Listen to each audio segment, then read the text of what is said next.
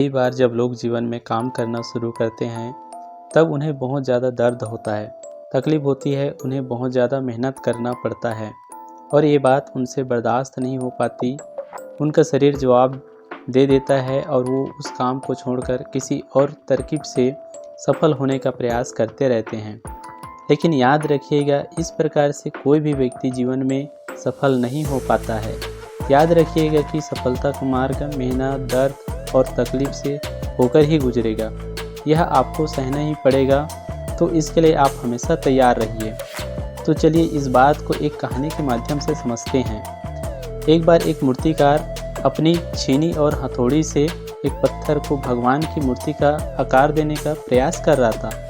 जैसे ही वह छीनी पर अपना हथौड़ा चलाता, वह पत्थर चिल्लाने लगता और कहने लगता कि ये क्या कर रहे हो, मुझे इतना मार क्यों रहे हो, मुझे बहुत दुख हो रहा है, तकलीफ हो रही है, पीड़ा हो रही है, मुझे अपने हाल पर छोड़ दो और यहाँ से चले जाओ।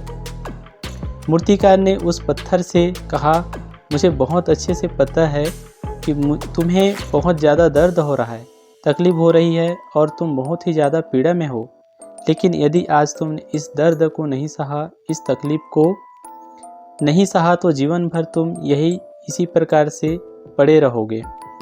मुझे पता है कि तुमसे आगे बढ़ने की अपार संभावना है, तुम एक बहुत अच्छे पत्थर हो, लेकिन यदि तुम इस प्रकार से रहोगे तो कभी भी आगे नहीं बढ़ पाओगे। इतना कहकर मूर्तिकार औजार उठाए ही थे कि पत्थर फिर से चिल्लाने लगा, गिड़गिड़ाने लगा, विनती करने लगा कि मुझे अपने हाल पर ही छोड़ दो। मुझे पता है कि जीवन के लिए कौन सी चीज़ सही है और कौन सी चीज़ गलत है। मुझे बहुत ज़्यादा दर्द हो रहा है, अब मैं इस तकलीफ़ को बहुत ज़्यादा नहीं सह सकता। मैं जिस हाल में जो उस हाल में छोड़कर मुझे तुम यहाँ से चले जाओ। उस मूर्तिकार से उस पत्थर को समझाने की कोशिश कि ज़्यादा अधीर मत बनो और अपने सब्र को बनाए रखो थोड़ी देर और इस दर्द को सहो। यदि इस दर्द को सह लिया तो मैं भगवान की मूर्ति के रूप में तुम्हारी स्थापना करवाऊंगा और फिर दूर दूर से लोग तुम्हारी पूजा करने आएंगे और पंडित और लोग तुम्हारी सेवा करेंगे। लेकिन पत्थर ने उस मूर्तिकार की एक भी बात नहीं सुनी। वह चिल्लाता रहा, अपनी बात पर अड़ा रहा। मूर्तिकार ने उस पत्थर को समझाने की बहुत कोशिश की, लेकिन वो पत्थर नहीं माना। अब मूर्तिकार भी थक चुका था और उस पत्थर को छोड़कर आगे बढ़ गया और थोड़ी ही दूर जाकर देखा कि एक और बहुत ही अच्छा पत्थर वहाँ पड़ा हुआ था। उसने छीनी और हथौड़ी उठाई, उस पत्थर को मूर्ति बनाने के लिए वो तैयार हो गया। मूर्तिकार ने छीनी और हथौड़ी का वार दूसरे पत्थर पर जारी रखा।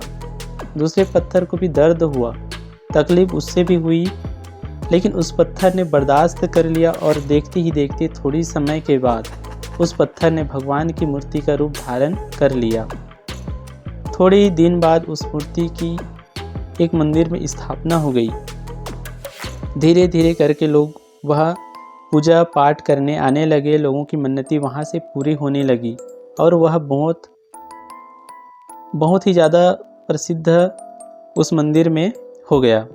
अब धीरे धीरे करके दूर दूर के गांव से लोग वहाँ पूजा पाठ करने आने लगे। फिर एक दिन और उसे पत्थर को उसी मंदिर में लाया गया और उसे एक कोने में रख दिया गया। अब लोग आते और उस पर नारियल फोड़ते। ये कोई और पत्थर नहीं बल्कि पत्थर था जिसने दर्द को नहीं सहा था। अब वो पत्थर मन ही मन बहुत ज़्यादा पछता रहा था, दुखी हो रहा था, अपने आप से कह रहा था कि काश मैंने उस दिन उस दर्द को, उस तकलीफ़ को सह लिया होता तो आज लोग मेरी भी पूजा करते।